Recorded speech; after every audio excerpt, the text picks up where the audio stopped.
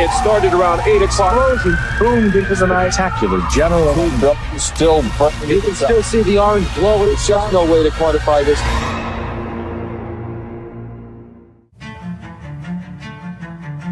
On December 11th, 1995, at 8 p.m., a boiler exploded in the largest textile factory in America at the time, the Malden Mills. It burnt the entire factory to the ground. The fire was so big, it could be seen from miles away, and it took an entire week to put out the fire completely. At the time, Mr. Aaron Feuerstein, the owner, the CEO of the company, was celebrating his 70th birthday. In the middle of the party, one of the executives ran over to him and said, Mr. Feuerstein, there's a fire at the mill.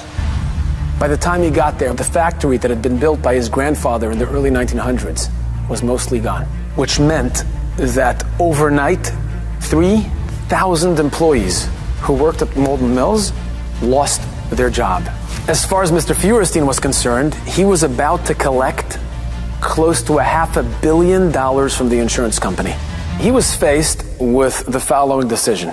Either close the company and pocket the money, or he can rebuild the company down south and hire cheaper labor over there and still make a lot of money. Either choice would have been common practice amongst CEOs at the time.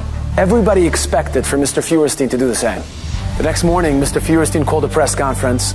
Thousands of people were crammed and jammed into this huge auditorium. Senators, politicians were there. And in front of everyone, he gets up and he makes this stunning announcement. He pledged to rebuild the factory right here in Massachusetts, bigger and better than ever before. And not only that, he continues and he says, every single one of you will continue receiving your monthly paychecks until it's rebuilt. All our employees will be paid their full salaries. The entire place erupted. There was so much emotion. It was charged because people were so anxious and nervous up to that point, thinking they lost their livelihood. And all of a sudden, the saint of a man gets up and he pledges and he promises that they have nothing to worry about. News media outlets showed the footage of him making the announcement, and they also showed people waiting in line afterwards to pick up their paychecks. It made national and international headlines. You'll receive your bonuses and everything today. He was interviewed by dozens of news media outlets, and they asked him, they said, why would you even do that? My father, who was a very observant Jew, taught me, and I still remember his quotation, which was, Bimkom she'ein anoshim, in those circumstances where there is a moral vacuum, hishtadel lios ish, do everything within your power to be a man. And that's what he instructed his children to do, and that's what I'm trying to do. The President of the United States, Bill Clinton, in 1996, invited him to the State of the Union and sat him next to the First Lady and honored him, calling him periodically afterwards to ask him for business advice, recognizing that here was a man who didn't see money as the end of it all, as the bottom line. Some might have said the proper business decision for a 70-year-old guy is to take the $300 million in insurance and retire. And what would I do with it? Eat more? Buy another suit? Retire and die? Huh. No, that did not go into my mind. That was not an option, not for a second. I was only 14 years old when this happened. But recently, when I heard about it again, I wondered, is Mr. Feuerstein still alive? Can I interview him? Can I meet him? And maybe even can I get a blessing from a great man like that? I made some calls, and I found that he lives in Brookline, Massachusetts. He's alive and well. He hasn't given an interview in 25 years. He said yes. I took along my 12-year-old son, Shalom. We traveled to Boston. We came to the house of his granddaughter, Marika Feuerstein. He lives with his granddaughter, 95. Not a young man anymore, but completely healthy and completely with it. As I walked into his home and shook his hand, I can see in his eyes the wisdom, the life experience. And I was really excited to sit and talk with him. The first question I asked him, I said, Mr. Feuerstein, what gave you the courage, the strength to walk away from hundreds of millions of dollars and do what's right? and treat the workers properly like human beings, take care of them? First of all, the Torah. As a young man, when I read and studied the Torah, that showed me the way of life. That was very, very important. Lo sa shok socher, not to oppress the worker. You got a lot of workers. Not to oppress the worker, because he's an oni and an evion. We considered him a human being, not a pair of hands. And there's a difference. He said, my father was a great example. He was a big tzaddik. He also taught me to be a mensch. My father was a tzaddik and had great influence over me. Today we see orthodoxy prospering. But when my father was a young man, orthodoxy was dying. And my father was the one who kept the Orthodox alive in Boston.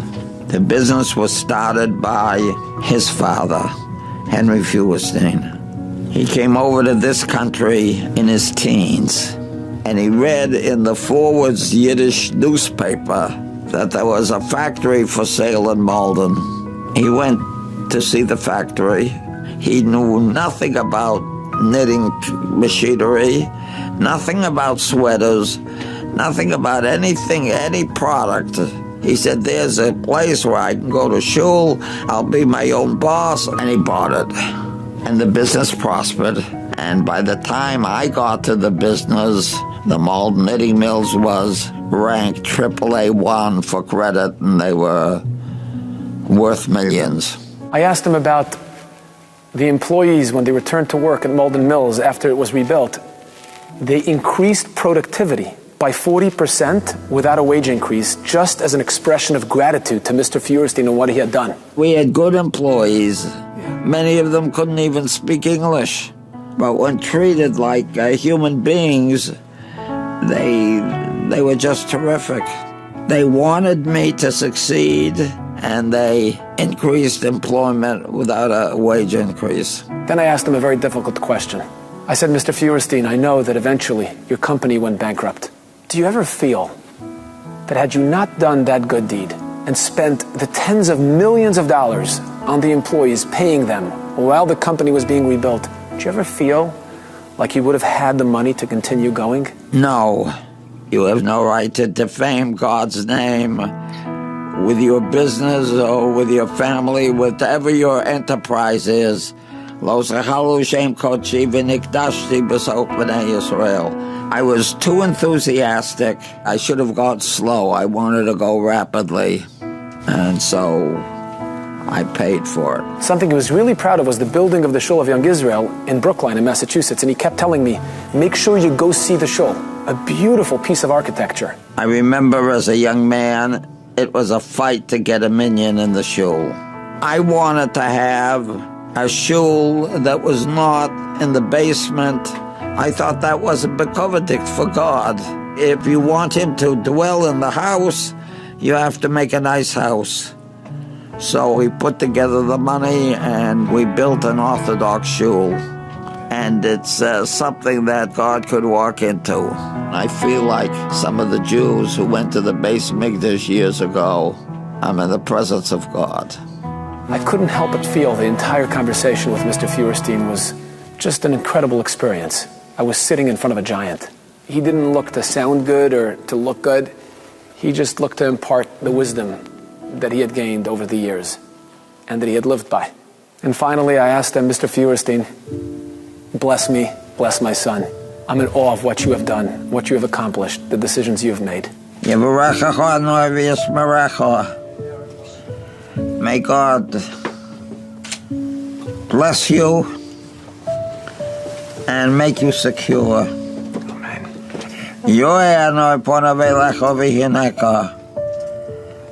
May God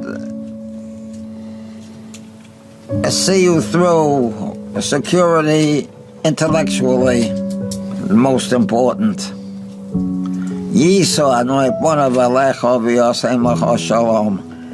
And he should give you, without all you do, the divine objective to spread Torah. My son and I will never forget that interview, that experience. I said my goodbyes. We wrapped it up. We went back to LA. Shortly after we came back to LA, we got a call from the family. Mr. Feuerstein had passed away. I thought, if he hadn't given an interview in 25 years, why did he agree to do it now? I couldn't help but feel that Hashem sent me to Boston to do his story before he passed, so the world could know.